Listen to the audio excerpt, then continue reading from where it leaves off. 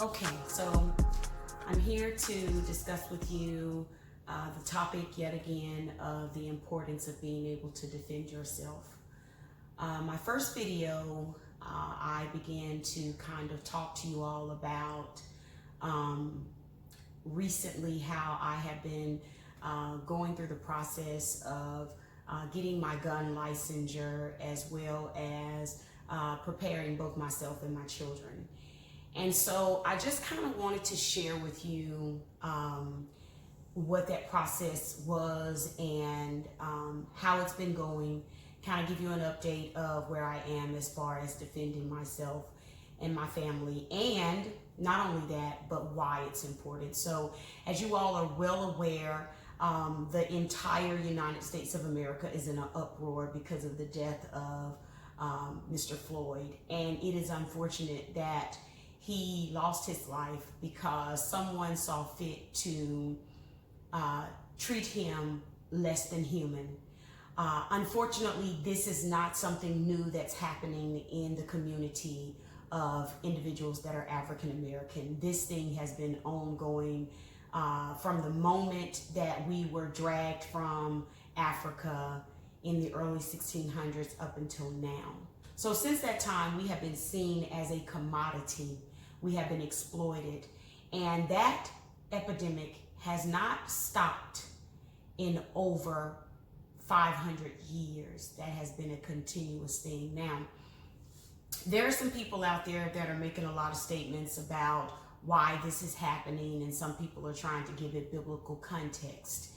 I mean, if we really want to get biblical, I'd like to say that at the end of the day, at the bottom line is that I believe that we are under attack because we are God's people. We are the most hated. We are the most murdered, the most mistreated, the most underprivileged people in the world. And many people are under the impression that we are the minority. But under that precept, I'd like to tell you that many African Americans do not participate in the census. Not then and not now. And a lot of that not participating in the census is due to the fact that many people don't want the white world to know that they even exist. They don't want them to know where they live at. They don't want them in their quote unquote personal business. So the idea that we are a minority no longer exists for me, because what would you have to fear if we were not the majority? You wouldn't have anything to fear, and you wouldn't aimlessly kill us without cause, which is what's happening all the time. And damn it, I'm so sick of it. This didn't just start. This has been going on. This has been an ongoing travesty for hundreds of years. The problem is that not only is it nothing new, but now it's being publicized. And let's not get it twisted. It's been being publicized. The problem is that now they are dealing with a new type of Negro, the type of Negro that is not afraid, but contraire mon frère. Let's not forget, Negroes weren't scared in the 1930s either. These deaths hadn't just started, okay? So let's talk about Johnny Lee Butts, who was struck by a vehicle, okay, by a young white teenager, and it was done on purpose. Let's talk about James Craig Anderson, who was beaten and run down by a vehicle, okay, in Jackson, Mississippi, by a group of white teenagers. Let's talk about Tony Tempata in Dallas, Texas, who was thrown to the ground. He was laying in the ground. They smothered him. He called out for help. The man was schizophrenic. He had a mental illness, and they ignored him, and then they joked about his death. Y'all go look this stuff up because it's a fact. Let's not forget Ricky Ball, who was chased down into the woods and then killed. Let's not forget Reverend George Lee in 1955, who refused the help of Caucasians if he would stop printing certain information, and then they turned around and murdered him. Let's not forget Lamar Smith, who was getting together a lot of voters so that they could vote, and because he did that, he was killed in broad daylight. Let's not forget about Willie Edwards Sr., or let's not forget about anyone else. Let's talk about my family. Let's talk about an all-out war that happened July the 4th through the 5th in 1930 in Sumter County in Emil, Alabama.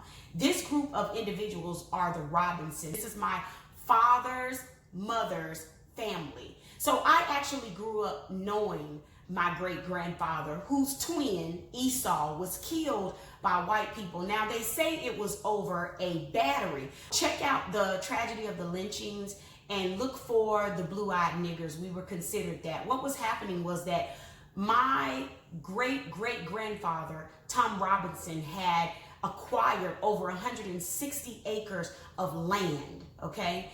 And he was making money.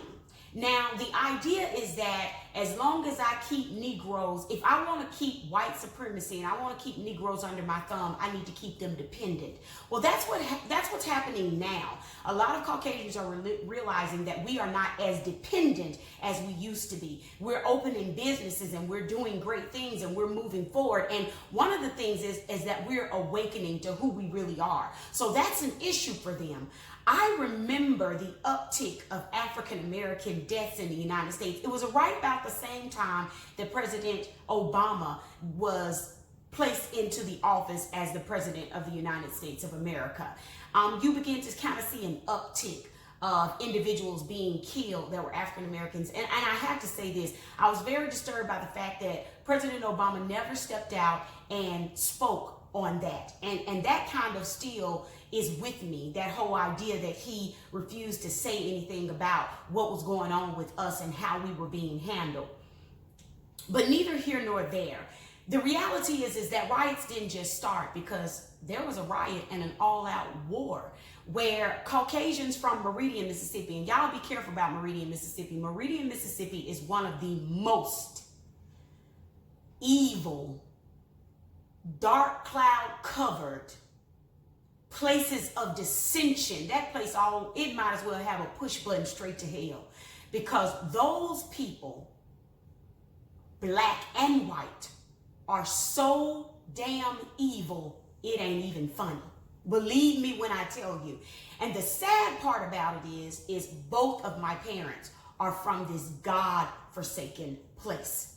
But I said that to say this, that all-out war among my family members and the white folks, it happened in Alabama, but don't you know that mobs of white folks from Meridian, Mississippi began to assist in hunting down my family? On July the 4th, my great uncle was hung because he refused to get along with the white folks. My great great uncle was then killed on his porch because he refused to allow them to come into his house or to unhand his gun. Okay, so I'm going to stop there. I'm going to let you do the reading and the fact finding for yourself. But my grandmother, whose original name is Clara Robinson, is the daughter of Jacob Robinson, who is the twin of Esau Robinson, who is the Robinson that was hung.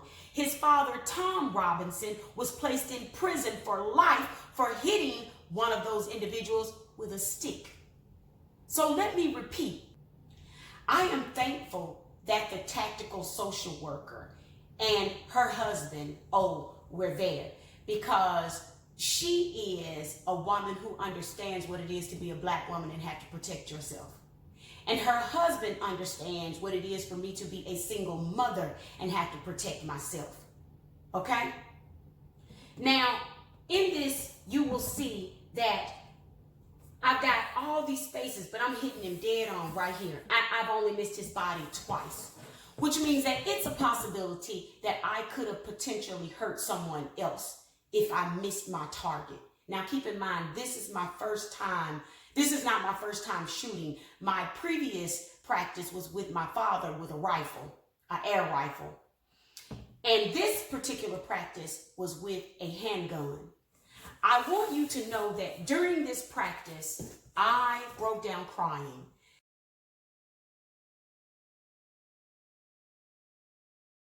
Because I realized that I held in my hand a tool that could be used to put another human being to rest for the rest of their lives.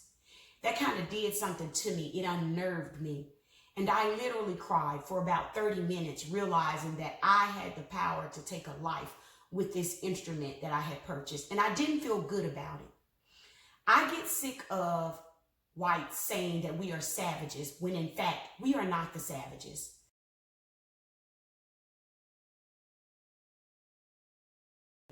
That the people that were training next to me were young white males.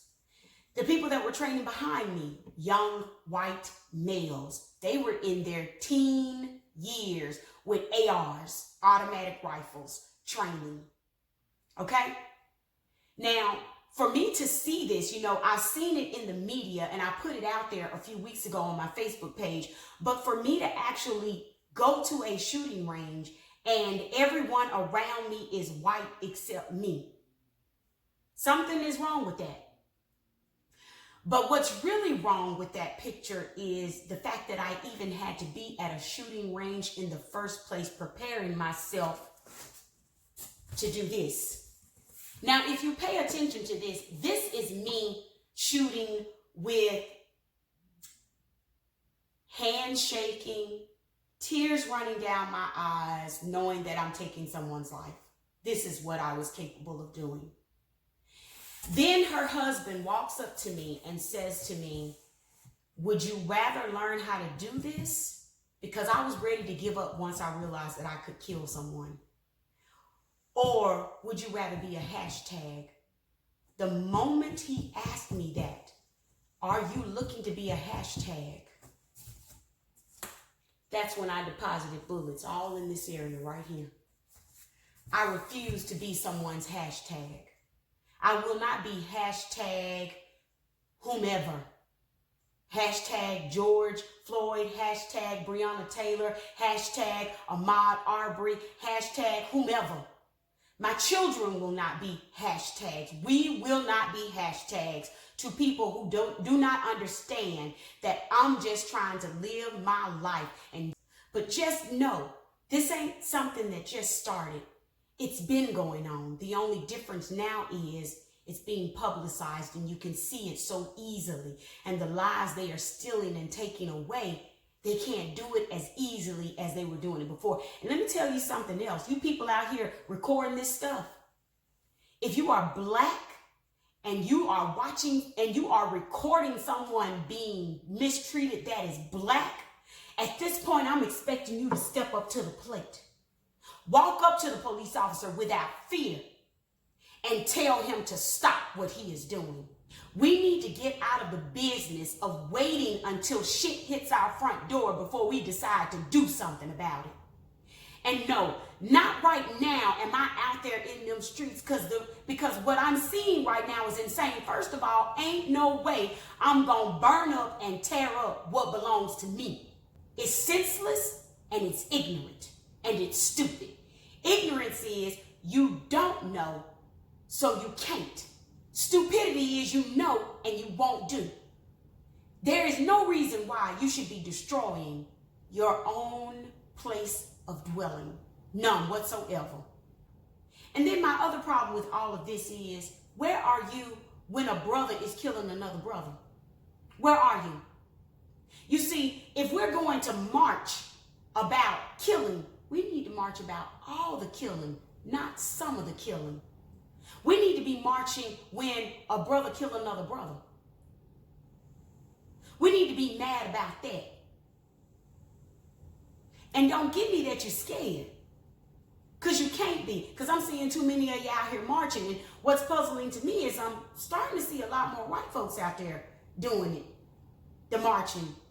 I mean, I have a video of a white man running out of the Target with everything he could hold in his hands. And a Chinese man and a Hispanic man and a black woman. And yeah. So while some of you all are out here with the pale face saying that it's just black people that are looting, you's a lie. America is looting America. And America is looting America because America is sick of America, because America is not what it promised. It is not the home of the free and the land of the brave, or whatever y'all say, because I don't quote none of that bull crap, because that's what it is. This nation wasn't even founded on precepts concerning people of color. We have always been seen as a commodity and as an item of leisure, you might say. Black folks, people of color, mainly black folks, listen to me. Don't know where this gonna go. Don't know how it's gonna go. But I do know that no matter which way it goes, me and my house will be locked, loaded, and ready for whatever is to come. We're not gonna go out there chasing trouble, but if trouble finds us, we will defend ourselves. And I expect that you all do the same. Like me, follow me, share me, do whatever you got to